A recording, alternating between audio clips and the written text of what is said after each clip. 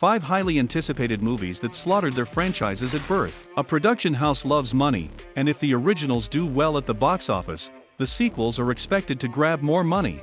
Like Wonder Woman 1984, Speed 2, and American Psycho 2, not every sequel can be a hit like Christopher Nolan's Dark Knight.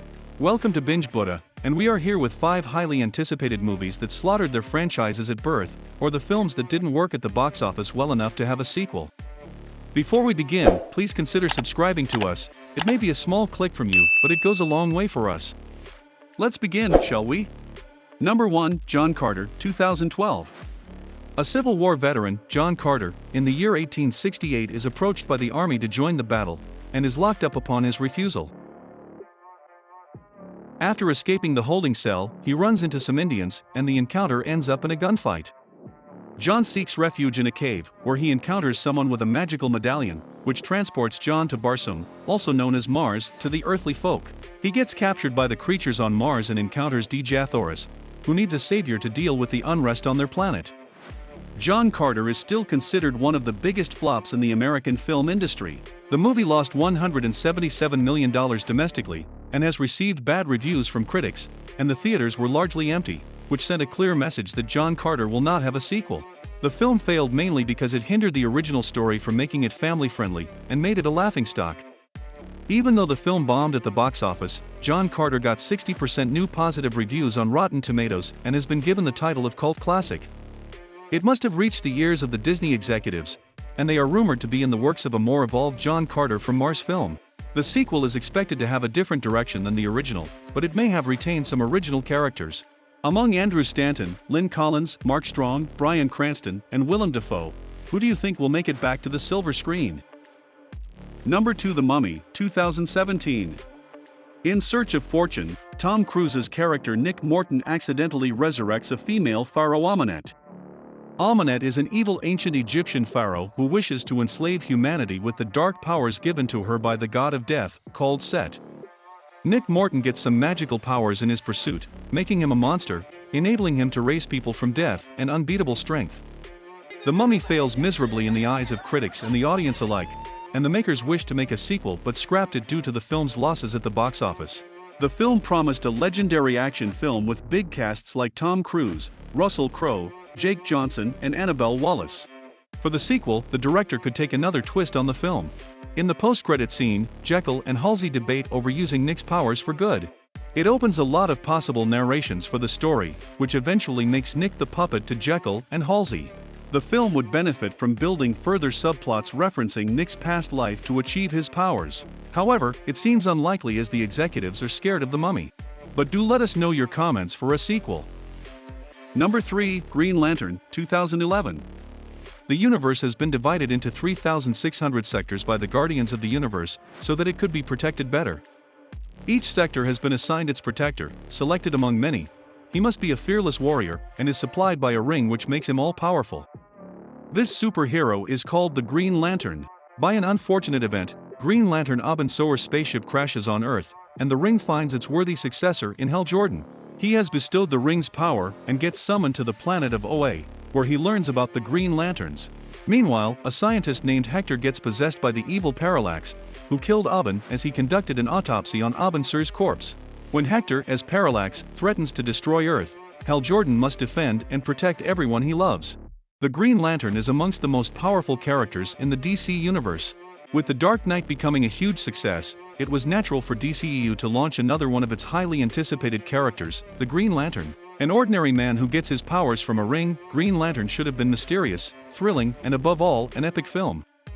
What it turned out to be was hilariously dull. Upon its failure with the critics and audience, the sequel to Green Lantern was cancelled, primarily due to actor Ryan Reynolds' hatred for the film and disinterest in reprising his role as the DC superhero. But all is not lost because fans finally have confirmation from HBO Max that they are working on a TV series. What are your expectations from the TV series? Comment down below. Number 4, The Last Airbender, 2010. In a fictional land, the world is divided among 4 kingdoms, represented by the elements they harnessed, which are air, earth, water, and fire. They lived in harmony under the guided supervision of the Avatar, a link to the spirit world capable of harnessing all 4 elements. Upon the disappearance of a young avatar, Aang, the Fire Kingdom launches an attack on the others to prevent his conquest of world domination. 100 years later, Water Kingdom citizens, siblings Katara and Sokka find a mysterious boy trapped under ice. Upon rescuing him, they find the last Airbender Aang. What's your name? How did you get here? How did you get in the ice? They tell Aang how the current Fire Lord Ozai conquers every nation and imprisons anyone with elemental bending skills. Aang, Katara, and Sokka journey to the farther ends of the world to master every element and restore the peace between all four kingdoms. The problems with the film began when the lousy screenplay unfolded hilariously upon a dark theme. With the base so weak, even talented actors like Noah Ringer, Dev Patel, Jackson Rathbone, and Nicola Peltz couldn't do much for the film. Based on a 25-book series, The Last Airbender developed high expectations for the fans of this book, but the delivery wasn't impressive, which led to the downfall of the film and the series as a result. Director M. Night Shyamalan had enormous plans for the sequel. It would be darker, and was packed with incredible storyline and action. Shyamalan planned for Aang to undergo tremendous trauma of finally managing his role as the Avatar. His journey through different realms would have taught him the wreckage of the wars, politics, corruption, and conspiracies. Even after a poor performance from the film, the plans for the sequel were excellent. Number 5, Masters of the Universe, 1987. Dark Lord Skeletor has taken over Castle Grayskull on the planet Eternia. He has imprisoned the sorcerers and has been draining her powers to gain Grayskull's abilities and become the master of the universe. To make things difficult for the antagonist is the mighty He-Man, his companions including a loyal soldier, a dwarf inventor, and the soldier's daughter Teela. The escape with a device crucial for the Dark Lord's quest is founded on Earth by Kevin Corrigan and Julie Winston, who are entirely unaware of the trouble the device shall bring to Earth. He-Man must find and protect the device returned to Eternia to fight off the Dark Lord's army. The franchise began as a toy line, sold with mini-comics revolving around the characters, and was launched in 1982. In 1983, the animated television series He-Man and the Masters of the Universe flourished the franchise's popularity. That resulted in a live-action movie adaptation with Dolph Lundgren as He-Man in 1987.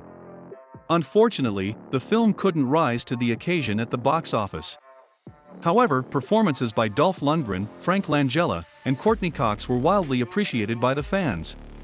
33 years later, the series fans finally return on their patience.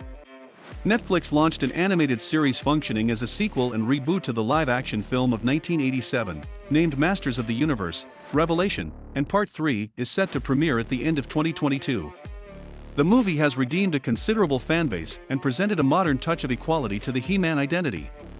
The series explored the subjects of feminism, discarded most of the knight in shining armor approach, and brought a female lead that empowered the series. Still, the hope remains among fans to see the live-action sequel of the film. These films may be an acquired taste, but they also have a considerable fanbase, waiting for these films to get redemption. We will meet you in the next video with more exciting content on films and pop culture. Until then, stay safe, and have a good one.